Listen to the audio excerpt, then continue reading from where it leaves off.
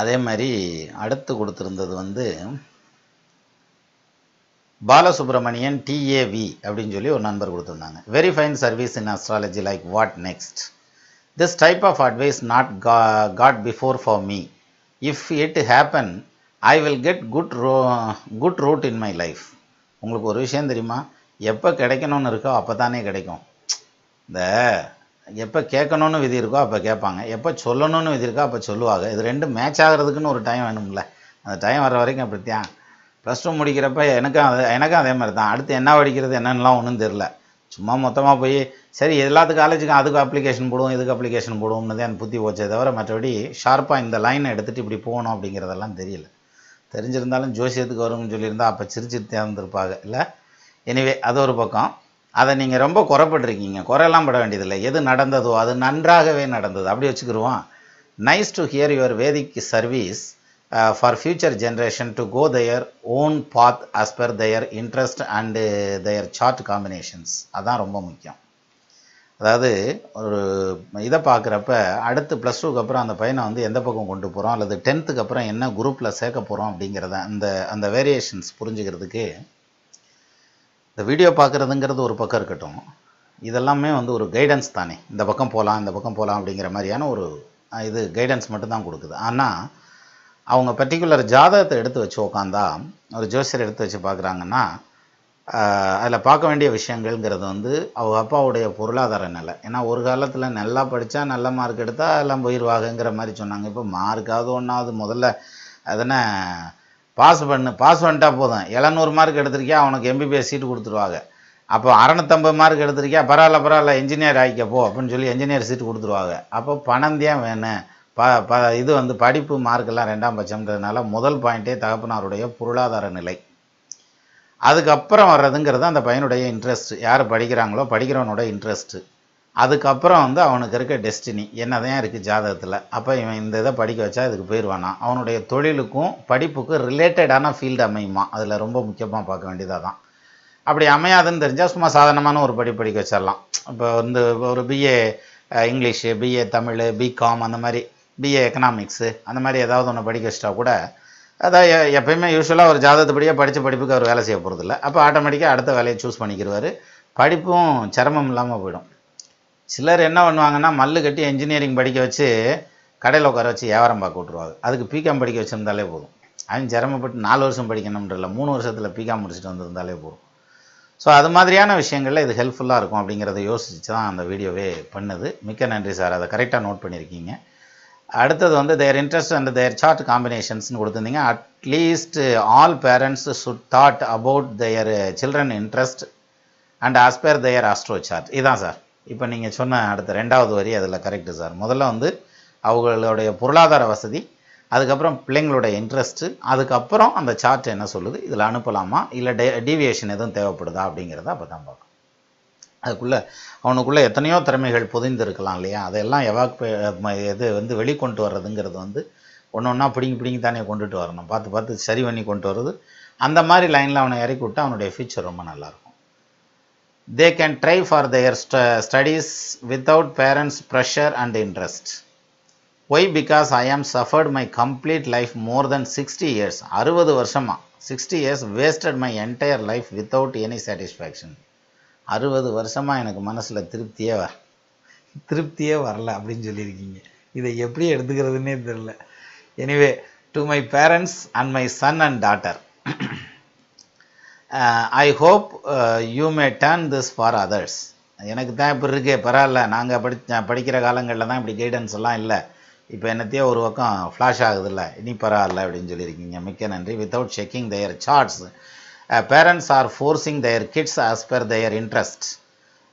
அவங்களோட அது வாஸ்தவம் தான். அதுலேயும் அந்த வாத்தியார் டீச்சர்களாக இருந்துடக்கூடாது. பேரண்ட்ஸ் என்ன பண்ணுவாங்கன்னா, தான் படிக்க நினச்சதை, தான் படிக்க முடியாமல் போனதை, தான் என்ன ஆகணும்னு நினச்சாங்களோ அது மாதிரியான விஷயங்களை எல்லாத்தையும் வச்சு அவன் மண்டையில் வச்சு புளியிறது. அவன் ஒத்துக்கிற மாட்டான், முடியாது அப்படிமா. இவங்க போட்டு ப்ரெஷர் கொடுப்பாங்க. ஏன்னா படிக்க வைக்கிற இடத்துல இருக்காங்க இல்லையா, அதனால் போட்டு ப்ரெஷர்னு கொடுப்பாங்க. ஆனாலும் அவன் ஏற்றுக்கிறதுக்கு தயாராக இருக்க மாட்டான். அந்த மல்லுக்கட்டெல்லாம் வர்றதுக்கான காரணம் அந்த இன்ட்ரெஸ்ட்லேருந்து வேறுபடுறது தான். அதனால் அந்த பிள்ளைங்களோட இன்ட்ரெஸ்ட்டையும் பார்த்து தான் சேர்க்கணுங்கிறதுல கொஞ்சம் கூட சந்தேகம் இல்லை. Do this service and give time for advice them to stop that. நிச்சயமாக பேரண்ட்ஸுக்கு வந்து அட்வைஸ் பண்ணுங்கன்னு சொல்லியிருக்கீங்க. நான் அட்வைஸ் பண்ணுற அளவுக்கு ஒன்றும் பெரிய மனுஷன் இல்லை, இருந்தாலும் தகவல் சொல்லலாம். அடுத்து thanks regards Balasubramanian TVA from US native of Dindigul. திண்டுக்கல்லேருந்து போயிருக்கீங்க, அமெரிக்கா வரையிலும் போய் உட்காந்துருக்கீங்க. 60 வருஷமாக நிம்மதி இல்லைன்றீங்க. எங்கே போய் உட்காந்தா தான் சார் நிம்மதி வரும்? அமெரிக்காவில் தான் நிம்மதி இல்லை அப்படின்னாக்க இங்கே இருக்கவங்க நிறைய பேர் வந்து அமெரிக்கா போனால் தான் வாழ்க்கை, இல்லாட்டினா அப்படித்தான் ஒளிஞ்சே போயிடுவோன்ற கணக்கிலலாம் நிறைய பேர் இருப்பாங்க. அதே புத்தியில் தெரிவாங்க. அது மாதிரி இல்லாமல் நீங்கள் அமெரிக்காலேயும் 60 வருஷத்தில் எனக்கு நிம்மதியும் இல்லை ஒன்றும் இல்லை அப்படின்ட்டுருக்கீங்க பாருங்க. அதுதான் ஆன்மீக பூமின்றேன் இந்தியாவை பொறுத்த வரைக்கும். எங்கே சுற்றினாலும் இங்கே தான் வந்து நிற்கணும் அப்படின்ற அந்த ஒரு பாயிண்ட்டு தான் அதில் வருது. எனவே அது ஒரு பக்கம் இருக்கட்டும். அடுத்தது வந்து சுதா பாலாஜி அப்படின்னு சொல்லி ஒரு நண்பர் கொடுத்துருந்தாங்க. High sir, I watched all your videos, nice explanation. Please predict my daughters horoscope from the birth. She is having nervous problem. She is elected cesarean baby. That time we consulted our astrologer, he only gave that time for delivery, but she is having problems sir. She is under treatment for past 5 years. When she will cure sir? I am very much worried about her. I want to know about her studies also. Please 4 please கரெக்டாக சொல்லிட்டேன். Please sir don't ignore her date of birth அப்படின்னு கொடுத்துட்டு don't இக்னோர்னு கொடுத்துட்டு full stop வச்சுட்டு date of birth கொடுத்துருக்கீங்க. 2010 November 25 11:44 AM place of birth Vellore அப்படின்னு கொடுத்துருந்தீங்க. இதில் ஒரு விஷயம், இந்த சிசேரியன் பண்ணி குழந்தை எடுக்கிறதுக்கு வந்து ஆப்ரேஷனுக்கு டைம் குறிக்க சொல்லுவாங்க. அப்படி டைம் குறிக்கிறப்ப எல்லா விதத்துலேயும் சரியாக இருக்கிற மாதிரியான ஒரு டயத்தை டெஃபினட்டாக குறிக்க முடியாது. அது எத்தனை ஜோசியராக இருந்தாலும் குறிக்க முடியாது. அதை புரிஞ்சுக்கிறேங்க. ஜோசியர் இல்லை, முனிவனாலேயே குறிக்க முடியல. அதாவது வசிஷ்டர் தான் வந்து நாள் குறிக்கிறார். எதுக்கு? ராமருக்கு பட்டாபிஷேகம் பண்ணுறதுக்கு வசிஷ்டர் தான் நாள் குறிக்கிறார்.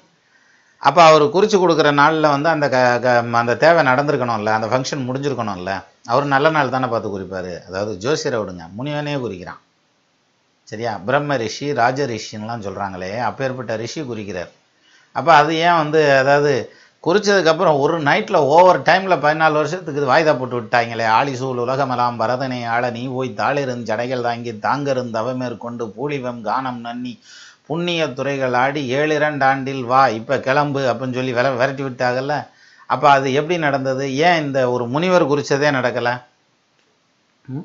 14 வருஷம் கழிச்சப்புறம் சில அரியணை அனுமன் தாங்க அங்கதன் உடைவாள் எந்த இருவருங்கவரி வீசவரை சரி கமலந்தாள் சேர் வெண்ணையூர் சடையந்தங்கள் மரபுளோர் கொடுக்க வாங்கி வசிஷ்டனையே உனைந்தான் மௌலின்னு 14 வருஷம் கழித்து நடக்கிறதுக்கு 14 வருஷத்துக்கு முன்னால் எனக்கு குறிச்சாரு அப்படின்னா இருக்கிறதுல நல்ல நேரம் எடுக்க முடியும். அவ்வளோதானே தவிர உள்ளதுலேயே பெஸ்ட்டான டைம், எல்லா விதத்துலேயும் சிறப்பான ஒரு நேரம் அப்படிங்கிறது நிச்சயமாக எடுக்கவே முடியாது. எடுக்கிறதுக்கு வாய்ப்பு 100% கிடையாது. அப்படி நான் வந்து பர்ஃபெக்டாக ஒரு டயத்தை என்னால் எடுக்க முடியும் அப்படின்னு ஒரு ஜோசியர் சொல்கிறார் அப்படின்னா, அல்லது ஒருத்தர் சொல்கிறாங்கன்னா அவங்களுக்கு தெரியலைன்னு அர்த்தம். அவ்வளோதானே தவிர மற்றபடி 100% நல்ல நேரம்ங்கிறது எடுக்க முடியாது. அதே மாதிரி ஒரு ஜோசியர் வந்து ஒரு கட்டத்தை போட்டு ஒரு லக்னத்தை வைக்கிறார். ஒரு குழந்தைக்கு வந்து ஒரு ஜாதகத்தில் இந்த இடத்துல வந்து இந்த லக்னம் வரையில் நீங்கள் சிசேரியன் பண்ணி ஆப்ரேஷன் பண்ணி எடுத்துருங்க, இந்த ஜாதகம் நல்லா அமைஞ்சுக்கிறோம் அப்படின்னு சொல்கிறாருன்னு வச்சுக்கிறோம். அந்த ஒரு ஜோசியர் கொடுத்த அந்த ஒரு லக்னத்தை அந்த கட்டத்தை வந்து அடுத்து 100 ஜோசியர் வந்து அதை மறுத்து பேச முடியும். ஏன்னா எல்லாத்துக்கும் வாய்ப்பு இருக்குது ஜோதிடத்தில். அதே மாதிரி ஏதாவது ஒரு விதத்தில் அடி வாங்குற மாதிரி தான் வைக்க முடியும் லக்னத்தை. ஏன்னா ஆண்டவனே அப்படி தானே கொடுத்துருக்கான். ஏதாவது ஒரு விதத்தில் வந்து அடிபடும். ஒரு குழந்தை பிறக்குது அப்படிங்கல ஒரு வீடு கட்டுறவாங்க, சிலர் வந்து சொத்தை விற்றுட்டு போவாங்க, சிலர் வெளியூர் போய் சம்பாதிப்பாங்க, அல்லது வெளியூர்லேருந்து உள்ளூருக்கு வர்றவங்களா இருப்பாங்க. அப்படி பலவிதமான மாற்றங்கள் அப்படிங்கிறது அந்த புது ஜாதகம் ஆக்டிவேட் ஆனதுமே அந்த வீட்டில் நிறைய நடக்கும். அப்போது இந்த கட்டம் வைக்கிறப்ப வந்து ஒரு ஜோசியர் வைக்கிற லக்னத்தை இன்னொரு ஜோசியர் ரொம்ப எளிமையாக குறை சொல்லிடலாம். அதுக்கு வந்து பெரிய திறமையாக இருக்கணுங்கிறதெல்லாம் ஒன்றும் கிடையாது. சும்மா நார்மலாகவே பார்த்ததுமே இது பிறகு தப்பு அது பிறகு தப்பு அப்படின்ட்டாலே டக்குன்னு வந்து குறை சொல்லிட முடியும். அப்போ இருக்கிறதுல பெஸ்ட்டான நேரம் என்னவோ அதைத்தான் எடுத்து வச்சு கொடுக்க முடியும். எந்த ஜோசியராக இருந்தாலும் அவர் அதை தான் பண்ணி கொடுத்துருந்துருப்பார். அப்புறம் இன்னொரு விஷயம், என்ன தான் நம்ம நேரம் குறித்தாலும் அதெல்லாம் வந்து நம்ம திருப்திக்காக பண்ணிக்கிறது. அவனுக்கு விதின்னு என்ன எழுதப்பட்டிருக்கோ அதன்படி கரெக்டாக நடக்கும். சரியா? அப்போது ஏதாவது ஒரு காரணத்தினால அது வந்து ஒரு ஒரு இதில் பார்க்குறேன், பிரசவத்தில் பார்க்குறேன், எல்லாமே தயாராக இருக்குது. அதாவது டாக்டருக்கு ரொம்ப வேண்டியவங்க அவங்க, அந்த குடும்பம், அந்த குடும்பத்தில் குழந்தை பிறக்குது. அவங்க வந்து முத நாளே கொண்டு போய் அட்மிஷன் போட்டுடுறாங்க.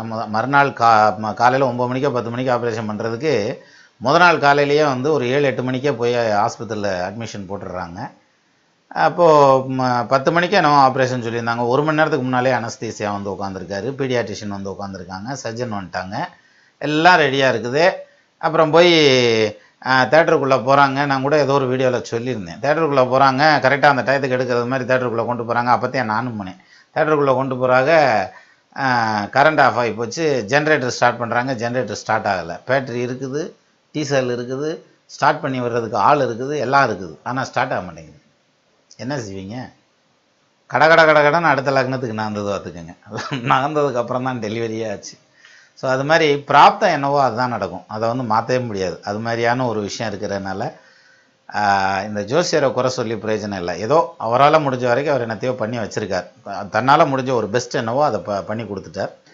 பட் இருந்தாலும் உங்களுக்கு என்ன நடக்கணுமோ, அந்த பொண்ணுக்கு என்ன கர்ம பலனோ அதை அனுபவிக்கிறதுக்கு ஏற்ற மாதிரியான ஒரு ஜாதகத்துலையும் அந்த பொண்ணு வந்திருப்பா. இப்போ எடுத்துக்கிடுவோம் அந்த ஜாதகத்தை. 2010 நவம்பர் 25 11:44 AM காலையில் நேரத்தில் வெள்ளூரில் பிறந்தது அப்படிங்கிற மாதிரியான ஒரு பாயிண்ட் சொல்லியிருந்தாங்க. இதுக்கு வந்து லக்னம் மகர லக்னம், ராசியாக வந்திருக்கிறது மிதுன ராசி, ஜென்ம நட்சத்திரமாக வந்திருக்கிறது புனர்பூச நட்சத்திரம் வந்திருக்கு, லக்னமாக வந்திருக்கிறது சனீஸ்வரனுடைய வீடு. அவர் போய் 9ஆம் பாவத்தில் உட்காந்துருக்கார்.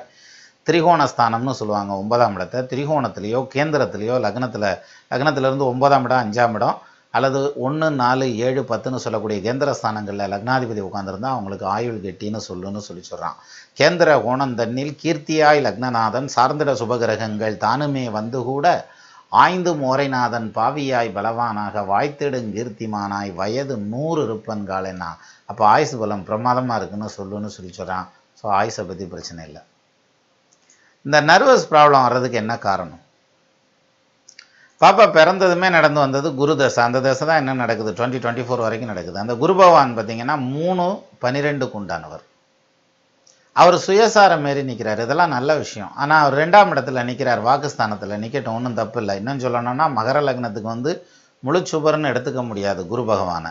அவர் 12-3க்கு அதிபதி, மறைவு ஸ்தானாதிபதி தானே. அவர் 2ல் நிற்கலாமா? தாராளமாக நிற்கலாம். வாசுறுதி கோள்கள் வாக்கினில் மருவ வாக்கோன் மெரிய பலமாய் ஆட்சி உச்சங்கன் மேவி நிற்கும் தேசுரும் மரணம் மட்டும் பிசகாது பாக்கியங்கள் வேறு தீங்கில்லை என்றார் காலத்தை வென்ற மேலோர பின்றான். ஸோ அந்த வகையில் 2ல் குரு நிற்கிறத பற்றி ஒன்றும் பிரச்சனை இல்லை. பட் 2ஆம் இடம் மாரகஸ்தானம்னு ஒரு பாயிண்ட்டை சொல்கிறேன். 2வது நரம்பு சம்மந்தமான கோளாறு வரணும்னா நம்ம நிறையா வீடியோவில் சொல்லியிருப்பேன். புதன், சந்திரன், ராகு, கேதுகள் இதனுடைய சம்பந்தங்கள் இருந்துச்சுன்னா கண்டிப்பாக அந்த மாதிரி பிரச்சனைகள் வரும். இங்கே வந்து கேதுவும் சந்திரனும் சம்மந்தப்பட்டு நிற்கிறாங்க, அதுவும் ரோகஸ்தானத்திலேயே நிற்கிறாங்க. அதனால் இந்த பிரச்சனைகளை அவங்க சந்திக்கிறாங்க. சரி, அப்போ எப்போ நல்லா போகும்? ஃபஸ்ட் நல்லா போயிடுமா? அதான் அடுத்த கேள்வி. அதுக்கான பதில் அப்படின்னு எடுத்துக்கிட்டால் பர்ஃபெக்டாக நல்லா போயிடும், ஒன்றும் கவலைப்பட வேண்டியதில்லை. அதாவது 99% சரியாயிருமா? இல்லை 90% சரியாயிரும் குருதசையில். குருதசை 13 வருஷம் வரைக்கும் நடக்குது. 90% குருதசையிலே சரியாக போயிடும். பாக்கி 10% சனி தசையில் தான் சரியாகும், லக்னாதிபதி பாக்கியஸ்தானத்தில் நிற்கிறதுனால. அதே மாதிரி லக்னாதிபதியினுடைய தசை வந்து கெடுதல் செய்கிறதுக்கு வாய்ப்பு இல்லை. சனி தசை இதுக்கு அடுத்து வர தசை. லக்னாதிபதி பஞ்சமாதிபதி பாக்கியாதிபதி பாதகம் பண்ண மாட்டான்னு ஒரு பாயிண்ட் உண்டு. இவர் லக்னாதிபதி பாக்கியஸ்தானத்திலே உட்காந்துருக்கார். உங்கள் குடும்பத்தில் உங்கள் முன்னோர்கள் வந்து இவங்க தகப்பனார், இந்த குழந்தையினுடைய தகப்பனாரை பெற்ற முன்னோர்கள் வந்து பார்த்திங்கன்னா கோவிலுக்கு வந்து உழவார பணி, திருப்பணி, பூசை பண்ணுறது, பொட்டி தூக்குறது, கொடை தூக்குறது, இல்லை வந்து கோவில் காரியங்கள் செய்கிறது அப்படிங்கிற மாதிரியான ஒரு ஸ்பிரிச்சுவல் டச் உள்ள ஒரு ஃபேமிலியிலேருந்து வந்த வாரிசு இந்த வாரிசு.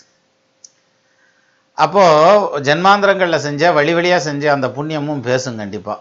இந்த கர்மா வந்து இதுலேயே தீந்துடும், குருதசையிலேயே தீந்துடும். அதனால தான் 90% குருதசையிலேயே சரியாக போயிடும். பாக்கி 10% சனி தசையில் கம்ப்ளீட்டாக க்யூர் ஆயிரும். இந்த குழந்தைக்கு வந்து வாரிசு இதனை நார்மலான வாழ்க்கை உண்டு, கல்வி உண்டு, திருமணம் உண்டு, புத்திரபாக்கியமும் உண்டு. புத்திர ஸ்தானாதிபதி சுக்கிரன் 10ஆம் பாவத்தில் ஆட்சி. இன்னும் ஒரு விஷயம் சொன்னால் ரொம்ப ஆச்சரியமாக இருக்கும். 10ல் சுக்கிரன் ஆட்சி பெற்ற நிலையில் நிற்கிறார். நிச்சயமாக இந்த ஜாதகி தொழில் ரீதியாக மிகப்பெரிய ஆளாக வர்றதுக்கான யோகம் உண்டு, அதுவும் குரு பார்வையில். 10க்கு ஆட்சி உச்சம் வரிவாய் சுவரும் கேந்திரமாய் வித்தைக்குரிய தானமுடு விலங்கு முதைய தலம் அதனை புத்திரர்கிறையும் கவிமாலும் புகுந்து காணின் தனவான் நன்றான்ல. அப்போ 10ல் சுக்கிரன் உட்காந்துருக்கிறது யோகம். சுக்கரன் பத்தில் வாழ சூரியன் சுகுத்து நிற்க தக்கதோர் மந்தன் நோக்க தரணியில் உதித்தோரெல்லாம் மிக்க புகழுடையார் என்னும் மேநிலை அடையா போதும் சிக்கலின் அரசு தம்கீழ் செய்தொழில் புரியோராம என்ன அரசாங்கத்தில் பெனிஃபிட் எல்லாம் வரணும்னு சொல்லிச்சுறான். மறுபடியும் வாங்க, சுக்கிரன் 10ஆம் பாவத்தில் கேந்திரத்தில் நிற்கிறார். சுங்கன் கேந்திரத்தில் ஆதல் சுகத்திரி கோணத்தாதல் தங்கிட புதனும் பார்க்க சதுருடு வெள்ளி பார்க்க மங்கைக்கேள் வருவதாம்சம் மந்தனை ஏறி நின்றால் சங்கையாய் பிறந்த பிள்ளை சகல சாஸ்திரவானும் அம்மனா. பிரமாதமாக பிழைக்கும் அந்த குழந்தை, கவலையே பட வேண்டாம். சரியா? B relax. இன்னும் சொல்லணும்னா சந்திரனை குரு பார்க்குறார். சந்திரன் கேது காம்பினேஷன் இருக்கிறது பெர்மனெண்ட்டாக க்யூர் ஆகாத நிலையை கொண்டு வந்துடும். ஆனால் அதை குரு பார்க்குறாரு 5ஆம் பார்வையா. சரியா போயிடும். குரு பார்த்தா கோடி குற்றம் நீங்கும்ன்றான்ல, அப்போ சரியாய்த்தானே தீரணும். வரட்டும். நீங்கள் இதுக்கான வழிபாடு அப்படின்னு எடுத்துக்கிட்டால் சிம்பிளாக கல்லால மரத்தின் கீழ் 4 மறை ஆரங்க முதல் கற்ற கேள்வி வல்லார்கள் 4வருக்கும் வாக்கிறந்த பூரணமாய் மறைக்கப்பாலாய் இல்லாமல் இருந்ததனை இருந்தபடி எடுத்து காட்டி சொல்லாமல் சொன்னவரை நினைத்துபவர் தொடக்கை வெல்வாம் அப்படின்னா சனாதன குமரர்கள் 4 பேர்த்துக்கும் யோக நிஷ்டையில் வாயை திறக்காமல் பாடம் சொல்லி கொடுத்துருக்காரு. யார்? தட்சிணாமூர்த்தி. சிவன் கோயிலில் தெற்கு பார்த்து உட்காந்துருப்பார் கல்லால மரத்தில், ஆலமரத்துக்கு அடியில். அவருக்கு வியாழக்கிழமை ஒரு தீவத்தை பற்றி வச்சு சாமியை கும்பிட்டுக்கோங்க. இது முடிஞ்சால் கொண்டக்கடலை மாலை போட்டு சாமி கும்பிடுங்க. போதும், அவ்வளோதான் நீங்கள் பண்ணுற பரிகாரம். உங்களுக்கு குழந்தைக்கு நல்லபடியாக கொண்டு வந்து விட்ரும். அதுக்கு அந்த குருதசை மட்டும்தான் தொந்தரவுகள் உங்களுக்கு இருக்கும். சனிதசை வந்ததுக்கப்புறம் she will be perfectly all right அப்படிங்கிற மாதிரியான அமைப்பு இருக்குது. கவலைப்பட வேண்டாம். நன்றி சுதா பாலாஜி.